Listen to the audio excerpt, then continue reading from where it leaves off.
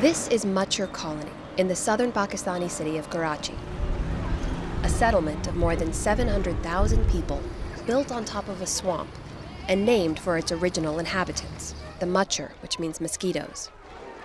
The waste of Pakistan's most populous city lines the settlement streets, and the future of its children is bleak. But tucked deep within the slum is a sign of hope. A school built by a charity called the Citizens Foundation. Tuition is just 10 rupees or 13 US cents a month per child. Most students were born and raised in the settlement, and most work outside of school hours. No child is turned away because of age. In fact, the foundation that built this school has over 600 just like it all over the country, and they've enrolled over 80,000 students in those schools. You've got to get there and teach them to read and write and think.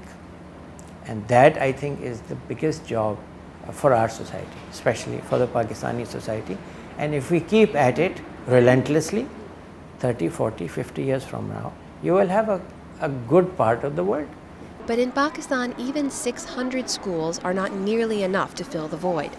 In a country where over half the population is illiterate, more than 10 million children never go to school at all. The public government school system is largely viewed as a failure, run by an unmotivated bureaucracy and political corruption. So in every way that you look at the system, it is not performing. Retired Army General Sabi Kamaruzaman once worked within the Federal Education Ministry, but left out of frustration. So I have no hope that any future policy will be implemented unless one finds a lot of public pressure on the political leaders demanding that education should be given the highest priority in the country. Today it has very little priority. That much is clear on a midday visit to the local government school in Machar Colony. Empty classrooms and a schoolyard taken over by local fishermen. The teachers here complain they don't receive the necessary funds to run the school. Less than a quarter-mile away, the private charity school's classrooms are packed, filled with students like Taimur, a 10-year-old who worked as a tailor's apprentice from the age of 7 until he developed back problems. He started kindergarten here 2 months ago and says school is his escape from life outside. When I go home, I have to sit there and look after my little brothers and sisters while my mother's at work. When my baby sisters cry, I have to make sure they get milk. Third grader Sidra has been at this school for 2 years. Her plans for the future will take her farther than she's ever been, outside of Machar Colony. I really want to become a doctor. Doctors can do things to help people, and when people are sick, they can make them better.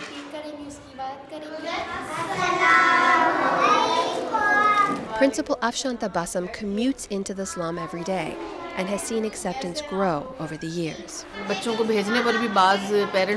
When we started the school, the parents weren't ready to send their kids. They'd say, "My child is working, and even if he's making 10 or 20 rupees every day, that's a lot for us." But now the parents come to me and say, "Even though I never went to school, I want my children to have an education." An education that could one day lead to a better life.